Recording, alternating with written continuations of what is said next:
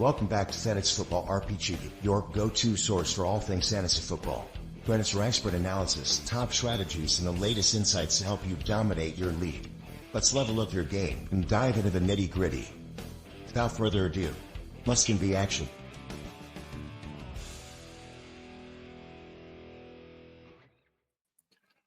Oh, dude, I was just Googling Dynasty fantasy football tips, and it keeps bringing me back to this channel. So I guess we should probably talk about that or something. You want to do that? Yeah, sure. I mean, we can talk about some tips, maybe tip drills, how to run that on the sideline, how to catch those passes that are just those Hail Marys that just tip off a defender and you just catch them in the back of the end zone. Have you seen the wild play? I think more defensive backs need to be doing this where it's like going out of bounds, they dive and they when you were playing, I don't know what you guys would call it. We played 50 where you would, you make a layup, it's 5 points. You make a 3-pointer, it's 10 points. But if you can put it back, it resets the person. So defenders are on the sideline and they would jump up and put it back into play and then another defender catches it. That's my favorite play in football right now. I think my favorite's when the wide receiver's up in the air and you just spear him into the sideline. You're just yep. Okay, you're not coming down in bounds. My favorite play is targeting. Well, you got to do it, effectively here. My favorite play is crime. Listen, today we're going to talk about Dynasty trade deadline tips when you're in the middle, you're competing, you're trying to rebuild. What are some of the things you should be looking for and how to determine, are you a contender or pretender? But first, we got some stuff to talk about. And now it's time for news and notes. Dak Prescott out for the year. Anything else you want to talk about? It's sad. How do you feel about CD?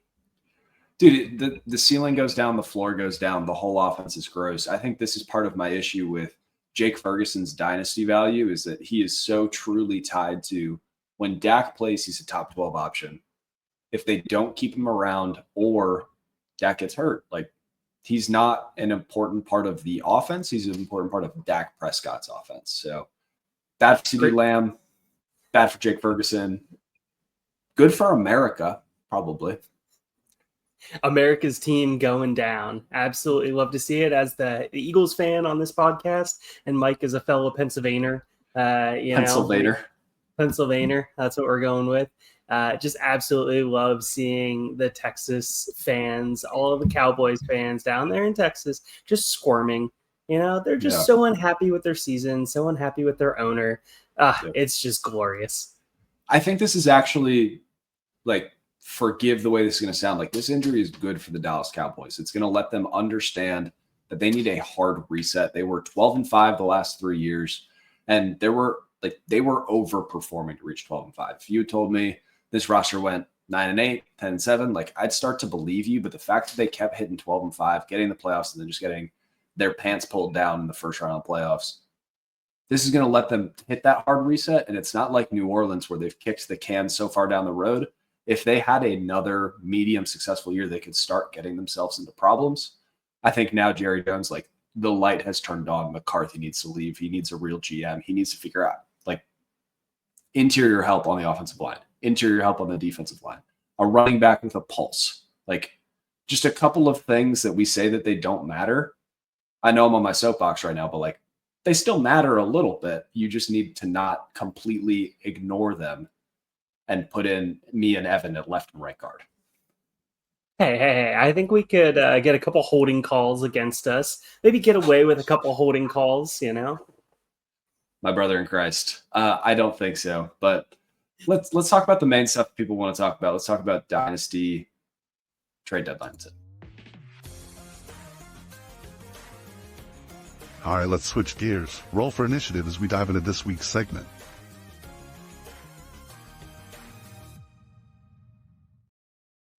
All right, so there's 3 buckets that I really want to talk about tonight. We'll start with our rebuilders. So you're at the trade deadline.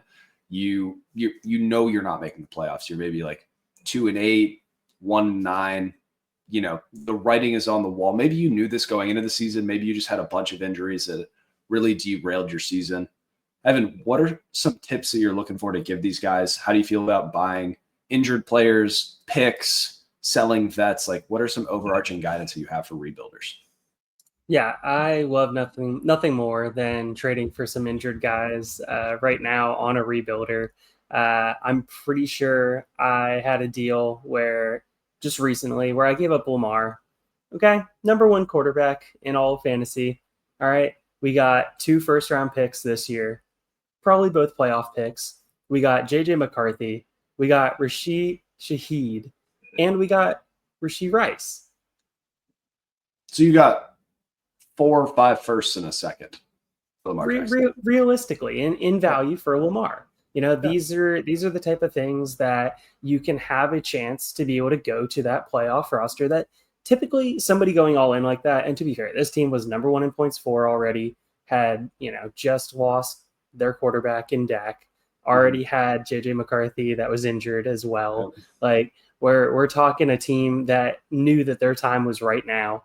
We're talking about a team that desperately needed a QB2 because they don't have a QB3 anymore. So all of that combined, it creates a perfect storm.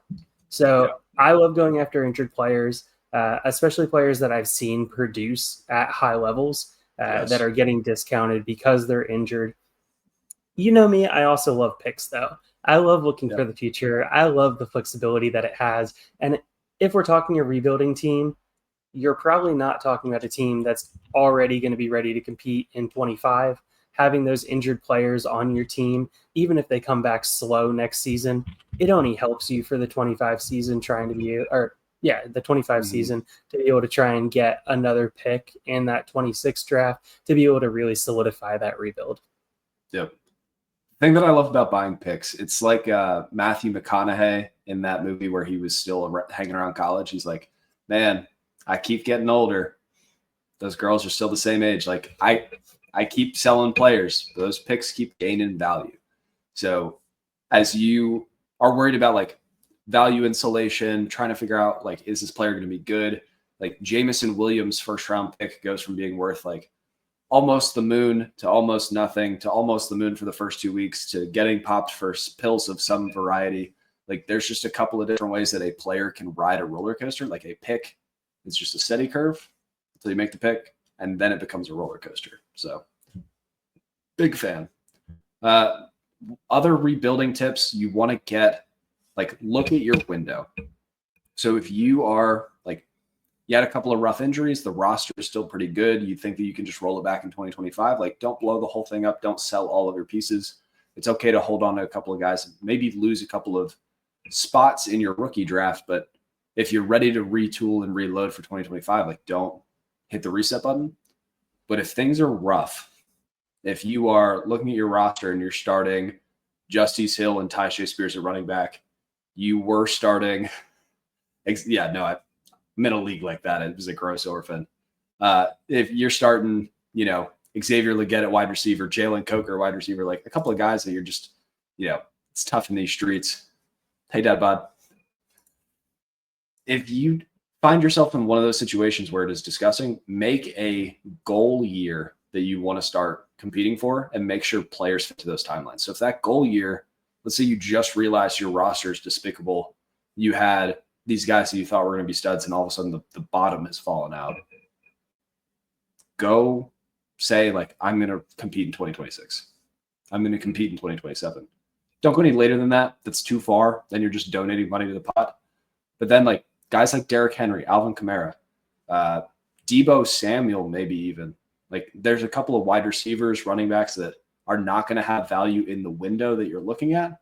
So then you can flip those guys for picks further down the road to help with that goal year rather than just sitting like, oh, I'm rebuilding. And then there's no strategy. There's no underlying goal statement. How do you feel about that? Yeah. I mean, Mike's hit on it before. He likes future picks. I devalue future picks slightly, mainly because just time value of money. Basically looking at future picks as money, but I just don't get to use them right now. It's looking at a treasure trove that you can see in the distance, but you just can't get there yet. Yep. So absolutely love that. Mike, yeah, I'm with you. Figure out a window. Typically, I like to give myself a 2-year window. I don't like to go into that 3rd year looking into the future. So that's a little difficult for me. personally, and I'll do a reevaluation in the 2 years and see what we can do then. So, yeah, I'm with you. Cool. We got a couple of good questions. First from JK, what's a good goal year for Rashid Shaheed and Justin Fields? I think that those are a couple of players that you shouldn't be building your goal year around, but they both fit into a 2025, 2026 age range, because you're going to know heading into next season, is Justin Fields in a situation where he will be a starting quarterback?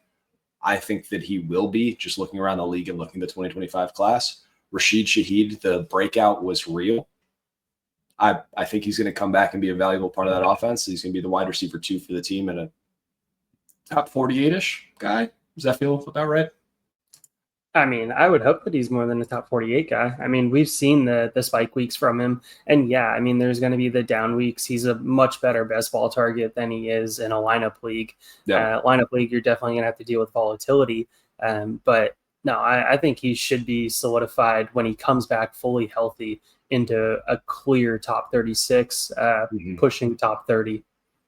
I think the issue that I have there is Derek Carr still the quarterback.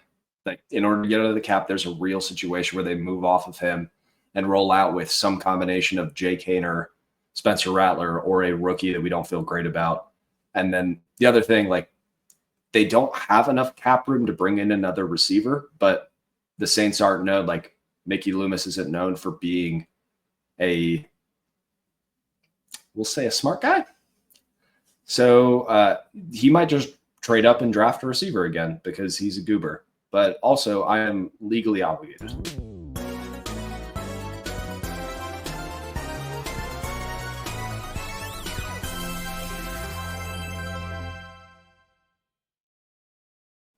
His 15.1 catch games also speak to me. But what's really cool is when he gets the 30.3 catch games. Those are really fun. Here we have another question. Jamie, I want to help you out with this. I need to know where the first is. If the first is top 2, I'm open to it. But I still think it's the Marvin Harrison Jr. side. Like, we've seen, he is a pro. He's running some of the most difficult routes. There's a lot of opportunities for him to be the guy that we want him to be. Like, it's not always, not everybody is going to be Jamar Chase. Not everybody's going to be Justin Jefferson. It looks like the pick is going to be number 4. So thanks for clearing that up. I would stick with Marvin Harrison in this one. What do you think? I think it's the fact that you're getting Worthy on top of it. I think you're diversifying your assets. Look, Worthy is pure.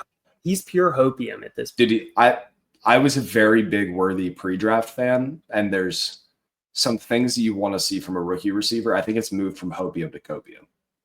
Ooh, okay. So realistically, I still feel like you can trade and get off of Worthy 2nd and 3rd easily. Somebody would take that. Or are you giving up Mark for the safe. number 4, 2 seconds and a third? I wouldn't. Really? I mean, the way I'm looking at it is, if that's 104, then it's also 204. And then you tell me that I get another mid-second and another mid-third. You're telling me that I'm getting 4 assets for a premium asset, of which one is still going to be a potential premium asset.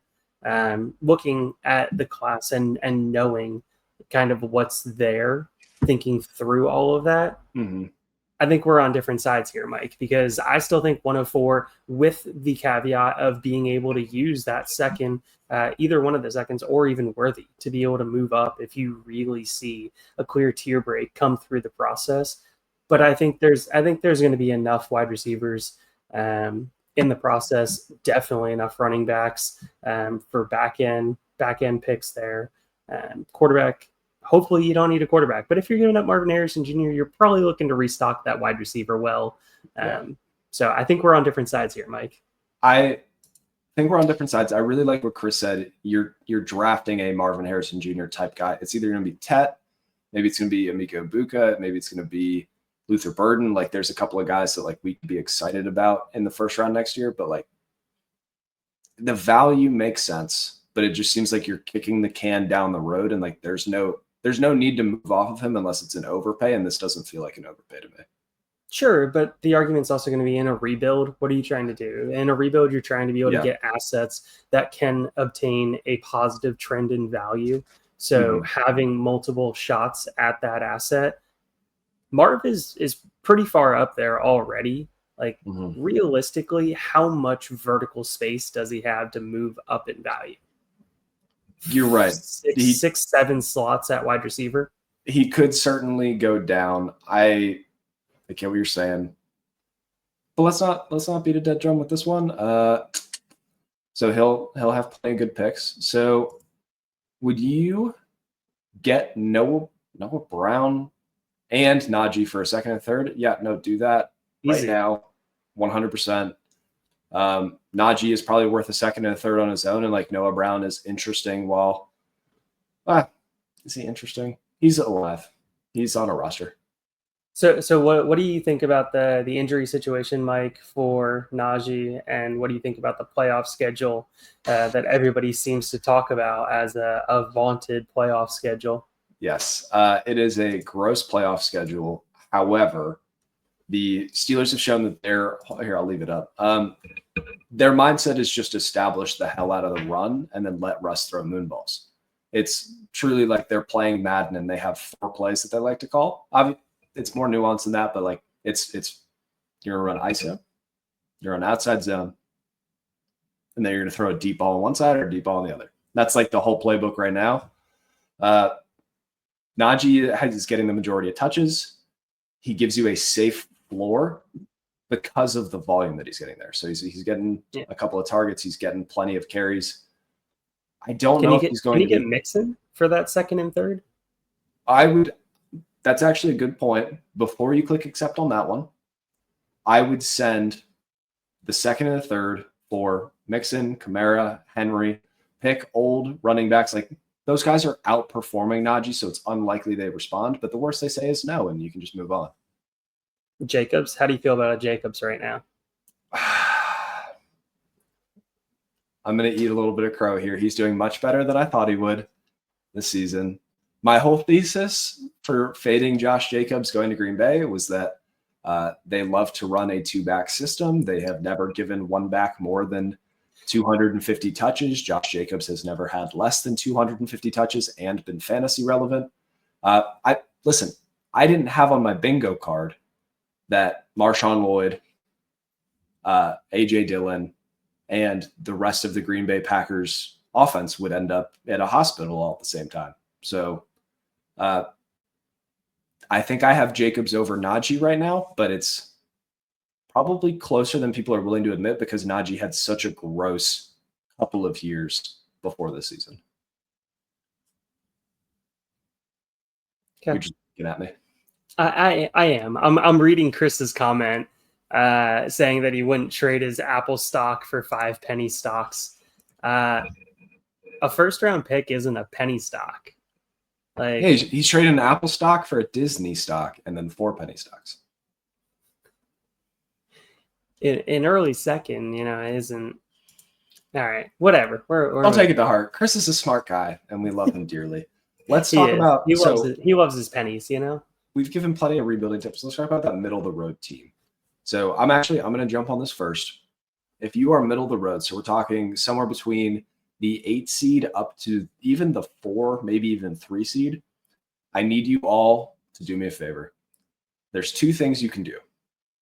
1, look at your points for in your league and match that with the start sit accuracy that Sleeper gives you, which is amazing, by the way. If the start sit stinks and the points for are fine, that makes sense to me.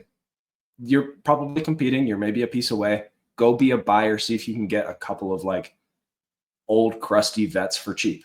Send those seconds away. The second and third round hit rate we talked about in our value of a dynasty pick, they're not that great. So go try and get a competitor and like push to the playoffs.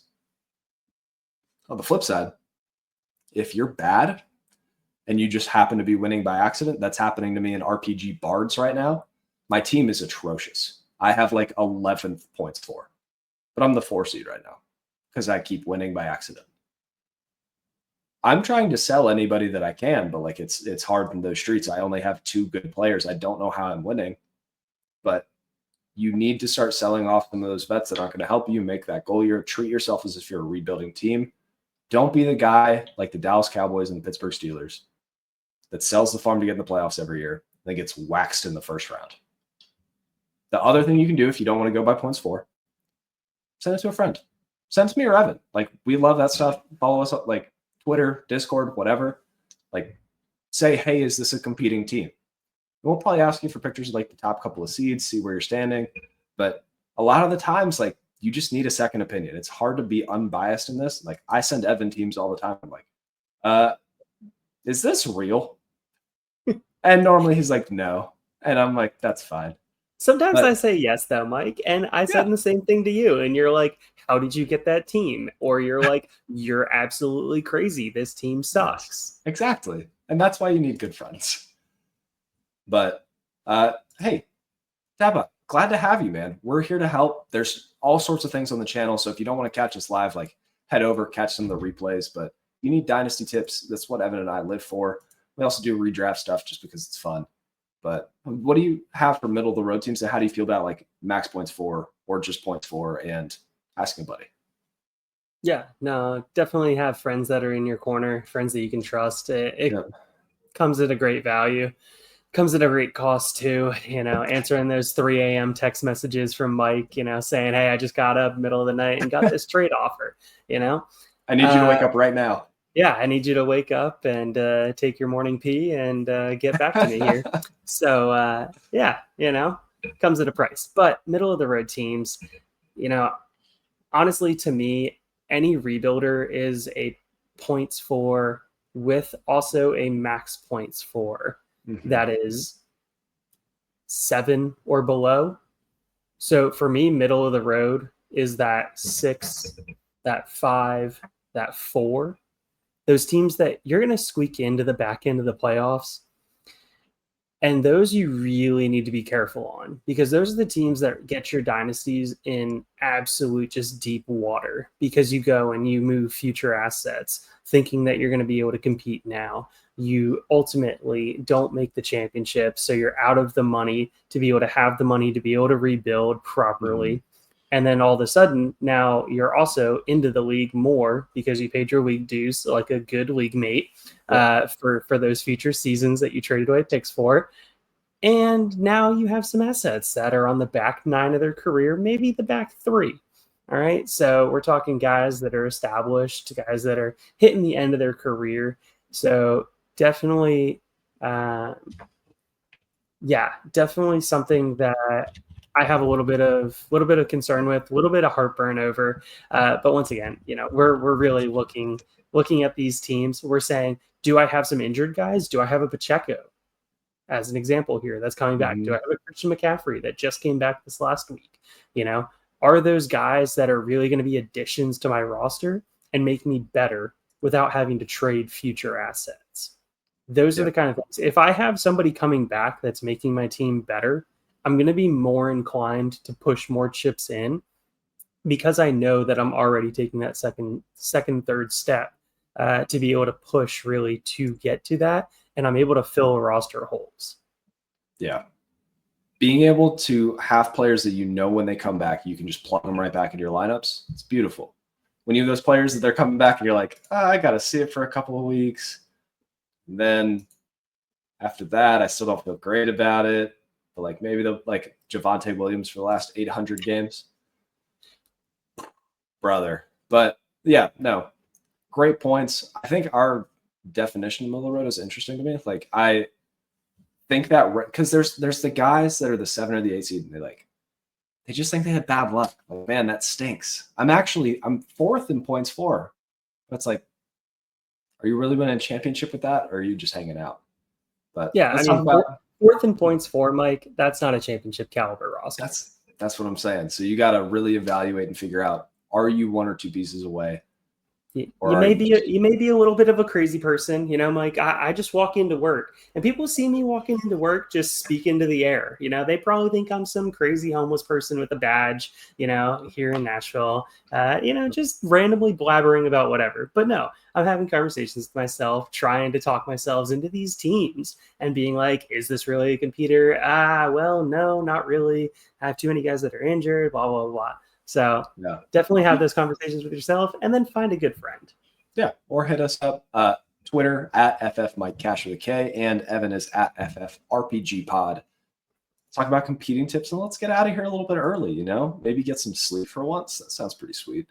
But all right, you are 1 or 2 seed, maybe even the 3 seed, or I'll even extend it to the 4 seed, but you have like the classic team first points for, but also like first points against, and it's just tough in those streets. It happens. Been there. That's happening to me at RPG Shields right now. I have the first points for, but I'm like 4th place. Look, these are the teams. Scared money don't make money. I love talking about in a vacuum, like never send future first for good running backs. Like that makes for great clips. It makes for great advice. It's a good way to keep your team healthy. But also, if you add Derrick Henry to your team right now, you're probably winning the championship. If you add Alvin Kamara to your team, you're probably winning the championship. If you add insert old wide receiver here that you care about, which there's not really that many that are doing well right now. Like Diggs got hurt, Adams is struggling, but there's years past where there's old guys that are still doing great. That number 11 or 12 pick, the hit rate gets pretty low pretty quick. So maybe try to send those for guys that have more than a 1 or a 2 year window. See if you can package 25 first, 25 second, 25 third, maybe some of those young bench stashes with hopium still tied to them, and go get yourself somebody that has a proven track record with a timeline for 2 or 3 years left on them. That's my preferred method, is to try and like send more. And I understand that it's probably an overpay, but it gives me somebody that I know is going to be on my roster for a couple more years. How do you feel about that? Yeah, definitely willing to pay above market price if I need to for guys that are going to give me a 2-year window here. Because realistically, when I'm looking at a championship roster, I'm looking at it in this year's terms and I'm looking at it in next year's terms. Like everybody obviously wants the youngest players that are the best out there, blah, blah, blah. Welcome to Dynasty. All right. Everybody wants those guys. But when you're realistically looking at your team, trying to, Mike, while I'm talking here, going on my gallivant of thoughts, can you go over to our friends over at Fantasy Calc? I'm there right now. And tell me, can you get Terry McLaurin for a first-round pick at this point? Ooh. Or is he more expensive than a first-round pick? Do you want to talk about our trade for Terry McLaurin? When? A long time ago? It was before the season started. I bought him from you for a second. Yep, that you did. Good call, Mike. Good work. Best quarterback he's ever played with. Check out the so right now, here's a couple of recent Terry McLaurin trades from our friends over at Fantasy Calc. Please check them out. They rule. What the hell? 1 quarterback, 2027 second round, and then 3rd, 4th, 7th. It's with IDP, I think. Terry and a second for Trey Benson, a 1st and a 3rd. Interesting. Let's see. So 1st and a 3rd. Terry straight up for a 1st. Okay. So it's his price tag is a 1st right now. There's one for Terry McLaurin and Calvin Ridley for Rashee Rice, which I think that's a perfect thing to bring us from the competing teams to the rebuilding teams. Rashee Rice is probably more valuable in a vacuum than either of those 2 players. He's not scoring any points right now. Calvin Ridley and Terry McLaurin each have a 2 to 3 year window on them at a relatively cheap price tag. Relatively, I know he just said Terry's worth a 1st, but like compared to Jamar Chase, Justin Jefferson, relatively cheap. Rashee Rice, when he comes back, if he moves right back into the role that he had, he's back to a top 12 dynasty wide receiver. The rebuilding team gets the better asset that's riskier later on. The other 2 guys, very valuable to this competing team right now. The wheels are coming off soon. So I love that move. Yeah. Well, once again, finding those middle of the road teams that also are just saying it's time to pack it in. They're coming to that realization, saying, "Yeah, it's not my year." Yep. Those are the teams to try and jump on. Those are the teams to have hopefully been having that conversation with the last 2 weeks, saying like, "Hey, just checking in. Like, where are you at? How are you feeling about your team?" Like just trying to get a pulse on, hey, are you willing to just kind of pack it in? Do you want picks? Do you want young players? Do you want stars that lost their quarterbacks? Perfect segue to talk about CD Lamb. Yep. All right, we already talked about him a little bit in the show. CD Lamb, Jake Ferguson. These are quarterback. Jake Ferguson's quarterback dependent. CD Lamb is quarterback improved. But when you're talking about a wide receiver, CD Lamb still holds top 4, maybe top 5 if you're down a little bit because of wide the injury. receiver 5 on Dynasty Calc right now. Okay, so there you go. Still holds top 5 value. So when you're looking at guys like Terry McLaurin being able to drop down, you start thinking about somebody that can be a little bit older. Terry McLaurin, Jaden Reed, on top of something else for a CD Lamb. You're getting points right now. You're getting guys that have a favorable schedule the rest of the season. You're getting guys that are younger that aren't going to drop in value, if at all, this offseason. You're getting the points now on top of it. CD Lamb, I think if I'm remembering correctly, it's like 4 out of the last 19 games that he had without Dak. He's been a top 10 wide receiver. Yeah, just imagine starting CD Lamb in the championship and he scores you 8 points. You're going to be pretty upset. I would cry. Yeah, it would be pretty rough. But competing teams, let's also remember that there is a prize at the end of this. All right. Mm-hmm. Typically in most leagues, it's about 70%, somewhere around there, 60 to 70% of the total pot. Some leagues may be higher, some leagues may be lower if they give weekly winner payouts or something like that. But that typically is going to give you enough time to be able to properly rebuild, even if you go in. So the whole goal of going in right now is looking at it saying, this season or next season, I think this is a legitimate team to be able to win a championship. If you can do that, now you just bought yourself 4-5 seasons and you're still breaking even. Yeah. I love the idea of using your payout to buy the years that you plan to rebuild with. Like that makes sense to me. It also sounds like a fun way to do it. We have a very good question in the chat, and then I think we're going to close it for the night. If you guys have any more questions, hit us up. But so what wide receivers are worth chasing for a chip this and next year? With that, you can deal his entire draft. Has some aging running backs, but his wide receivers are Rashid Shaheed, Zay Flowers, and Cortland Sutton. I was looking at this while we were doing it. I have 3 names that I'd like to throw out to you, Evan. Darnell Mooney, currently valued somewhere around a second-round pick. Cedric Tillman, and Juwan Jennings. I think Juwan Jennings is the cheapest and most available for a run this year, but every game that he's playing without Brandon Ayuk, we're talking about owning the target share, fun to watch, in a good offense, touchdown upside, like all of the boxes that you want to check for a fantasy player, like he has them. And maybe Ayuk doesn't look like himself when he comes back. Maybe Jennings moves on somewhere else. Maybe Ricky Pearsall begins to like take over the role and they trade him away. He's only 27 years old. There's a chance for Jennings to have long-term value, and this year he's extremely valuable. Cedric Tillman, I'll let you talk about Cedric Tillman because you won that bet by a lot. Yeah, Tillman is not a bad receiver. He's also not a 1 by any means. He really shouldn't be a 2 on an NFL team. You have a quarterback situation that's in absolute flux. You have no clue what you're doing in Cleveland there. Like, what's going to be the quarterback situation? Is Watson coming back? They have said that they're not saying that he's not coming back. So Cam Ward. Okay. Love that. if they're at the top of the draft, they really need help on that offensive line. I fully expect them to go offensive line and try and address wide receiver a little bit later. Because you look at the wide receiver crew, Elijah Moore, not getting it done.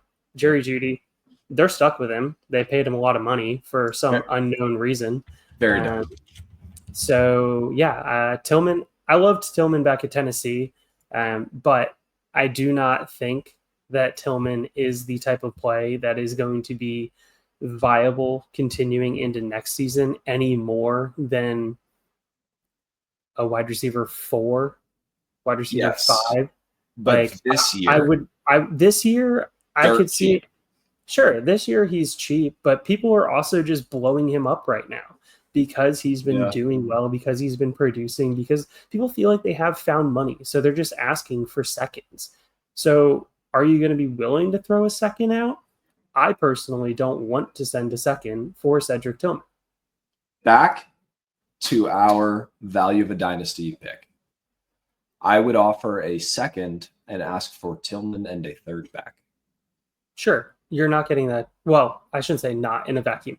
I highly doubt that you're getting that done because I've sent that exact deal out in multiple leagues where I have Cedric Tillman and I'm saying, hey, I just want a second. I'll give you Tillman and a third. And it's gotten taken incredibly fast. And then I've done it on the flip side where I've tried to offer a second for Tillman and a third, and it's gotten rejected incredibly fast. Well, according to our friends, but since you brought up Mooney, give me Mooney. Mooney is he's the one. Yeah. Give me a 2. Give me Mooney for a second over Tillman for a second in a vacuum, 100%. The way the offense runs, the way that the offense, the way that the staff is most likely to use their draft picks this year, it's not going to be on offense. Their wide receiver group is relatively solidified. Their running back group is solidified, period. Their quarterback room is solidified. Their offensive line is solid. Maybe they use some on the interior late round picks, but most of the picks I would bet, being a betting man, I would say most of the picks would be going to the defense this coming off season. And I would say most of the resources are going to be going to the defense this offseason. Least sacks in the NFL, Atlanta Falcons.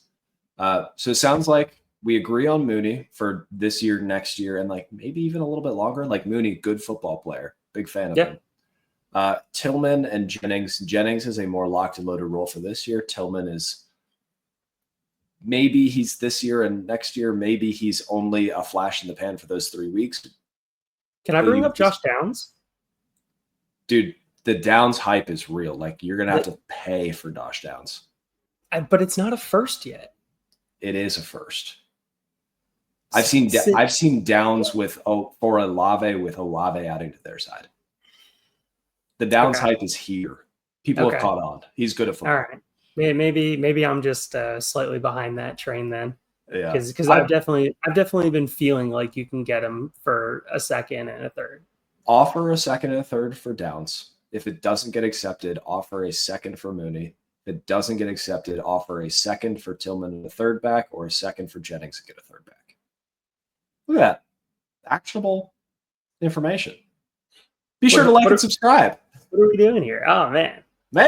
Look at us go. But tight end's a wasteland, Mike. Can we agree on that? Tight end, I hope you have Brock Bowers.